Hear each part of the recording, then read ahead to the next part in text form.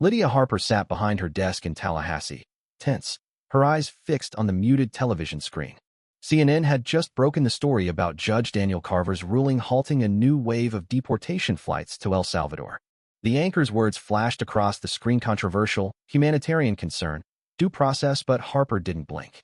She tapped her pen against her desk twice and muttered under her breath, "They're playing with fire." Before we begin, tell us where you're watching from and subscribe so you don't miss what they never expected to happen. The case had been simmering for weeks. Venezuelan nationals, some accused of gang ties, others simply undocumented, were being held in ICE detention centers in South Texas. Before we begin, tell us where you're watching from and subscribe so you don't miss what they never expected to happen. The Department of Homeland Security had been under pressure to accelerate deportations, closing gaps in immigration enforcement. The flights were fast, harsh, and final. One was already idling on the tarmac in McAllen when Carver's order came down. The White House was livid, but Harper had been here before. This wasn't her first high-stakes legal showdown. She'd forged her reputation by taking on political rivals with a cool grin and the kind of legal precision that could dismantle a courtroom. Robes, titles, and power structures didn't faze her. She made 2 quick calls, first to her deputy, then to Fox News. Before we begin, tell us where you're watching from and subscribe so you don't miss what they never expected to happen. Inside the Washington, D.C. courthouse, Judge Daniel Carver stayed composed. He'd seen the protests, the op-eds branding him a traitor, but to him, this wasn't about politics. He believed the administration had bypassed hearings, rushed people onto planes, and trampled due process. His clerk, Emily Tran, stepped into his chambers and mentioned rumors that the Attorney General would speak that night. Carver didn't reply right away. "Let's do our job," he said softly. Outside the courthouse, tensions were rising. Protesters amassed on both sides, some shouting, "Deport the criminals now," while others waved signs reading, "Judges aren't puppets." Cable news buzzed, pundits already likening Carver to infamous activist judges as his face dominated screens more than ever before. Harper was just warming up. That evening, she appeared on the Ingram angle. Her tone was steady but cutting when Laura Ingram asked if Carver was within the law. Harper leaned forward. "He's not acting like a judge, he's acting like an unelected policymaker." She paused, letting her words sink in, then added, "And the American people are fed up with it." The hashtag #FireCarver trended within an hour. Senators started phoning each other, and journalists bombarded the Department of Justice with emails. Harper wasn't just voicing an opinion, she was staking her ground. 2 days later, the Miami Herald published a leaked memo revealing that some detainees were flagged as security risks, while others were merely asylum seekers. The flight schedule had been hurried to hit a political deadline.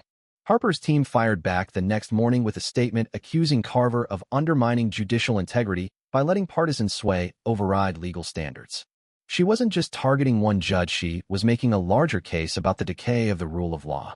Her words sent shockwaves through the media, igniting debates about judicial accountability. Inside the Supreme Court, Chief Justice Thomas Ellis read the statement with a heavy sigh. This wasn't just a skirmish between branches of government, it was a test of public faith in the justice system. Harper wasn't letting up. 3 days after her Fox News spot, she held a press conference outside the Department of Justice in D.C. The sky was gray, and the crowd of reporters thicker than usual. She didn't mince words. "This isn't about one judge," Harper began, her voice firm and resolute. "It's about a collapse of discipline in our federal judiciary." The room went still. Reporters, used to the typical softened tone of such briefings, felt the weight of her statement. This wasn't a standard press release, it was a warning shot.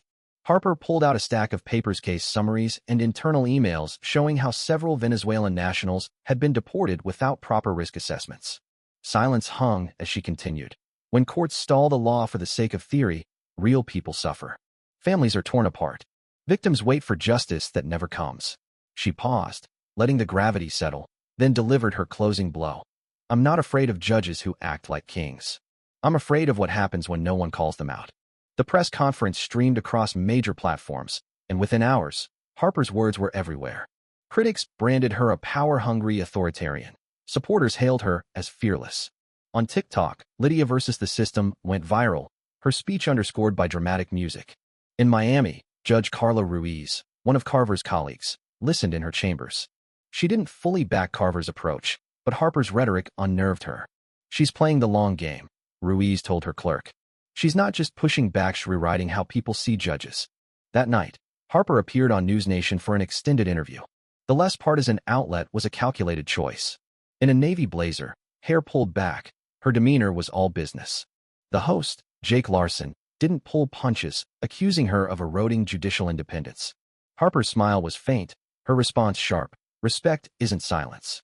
If a judge puts personal beliefs over federal law, they're not neutral theory political. The interview hit a nerve. The next morning, protesters gathered outside the DOJ, holding signs demanding Harper's resignation. She walked to her SUV, unfazed, as the media storm raged on. Reports surfaced that her office had drafted a formal complaint against Carver, hinting she wasn't just posturing, she was gearing up for a full-on attack on his conduct. A leaked memo the next day confirmed it. Harper's team had filed with the Judicial Conference, alleging procedural misconduct and a pattern of judicial activism inconsistent with constitutional neutrality. Chief Justice Thomas Ellis read the memo in silence. This was serious. Harper was striking at the judiciary's core independence. Ellis favored quiet diplomacy, avoiding the spotlight, but this was different. Harper's words were echoing nationwide, and her argument was gaining traction. Inside the Supreme Court, he called an emergency meeting with senior judges. Tensions ran high. Judge Larson from Utah spoke first. If this picks up steam, they'll come for more than just Carver. But Ellis stayed steady. We don't bow to pressure with panic, he said. We remind the country who we are. He directed the judges to return to their districts and quietly review whether protocols had lapsed, not because Harper demanded it, but because accountability belonged within the system, not outside it. Meanwhile, Harper pressed on relentlessly. She took her message to town halls, radio shows, and online streams. In Bakersfield, California, she spoke to retirees and young families without notes. This isn't about partisanship, it's about power, she told them. For too long, that power's been shielded by robes and silence. Back in Washington, her press secretary got a call from the White House, signaling Harper was now a key figure in federal policy. Her crusade was evolving from a legal fight into a national debate. As it grew, Judge Carver faced mounting pressure. Online harassment targeted his family, and he began weighing resignation. But Judge Ruiz warned him, if you step down now, you'll hand her the win before the game's even played. Harper was already plotting her next move. She booked a ballroom in Alexandria, Virginia, just across the Potomac, for a press briefing. The invite was vague, but the theme was clear: judicial overreach. When reporters arrived, a screen loomed behind the podium. Harper walked out, no teleprompter, no notes, just a remote in hand. She started with a slide. An asylum case delayed over 11 months due to judicial backlog. This, she said, is what happens when judges abandon their role. She clicked through documents and emails, showing how judicial inefficiency directly harmed families and victims awaiting justice. Her message was stark and damning. The system wasn't just flawed, it was complicit in the suffering it caused. In a packed room in Washington, Harper's words landed hard. She wasn't just targeting one judge, she was exposing a systemic rot. Hours later, House Judiciary Committee members praised her for shining a light on the judicial process. White House officials began discussing judicial oversight reforms for the next term. Public support for Harper swelled, though opposition hardened. Chief Justice Ellis, now under intense scrutiny, took the stage at a judicial ethics conference. Speaking quietly but firmly, he acknowledged that while the judiciary must stay independent, it owed the public accountability. Watching from her office, Harper knew her work was far from done.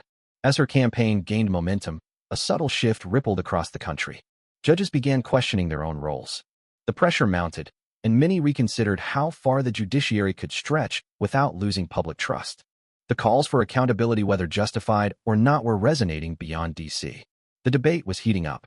Harper, no longer just an attorney general but the face of a movement, sat in her office late one night, scanning media reports and social media chatter.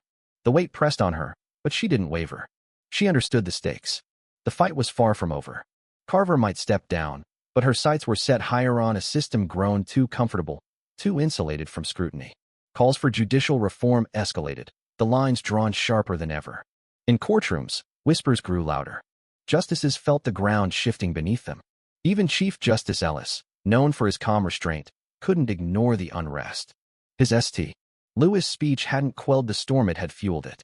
Harper's words lingered in his mind. Silence is complicity. As summer neared, tensions hit a boiling point. A special commission formed to review judicial conduct, a direct response to Harper's push, but also proof the political machine was reacting. On one side, Harper rallied conservative lawmakers, media figures, and frustrated citizens demanding action. On the other, the judicial community clung to independence, fearing any crack would topple their foundation. Yet everyone in power knew one thing. Lydia Harper had reframed the conversation. Whether she'd win in the end was unclear, but she'd done what few dared, made the judiciary answerable to the people, not just the law. That, in itself, was a triumph. If you enjoyed this story, subscribe to the channel.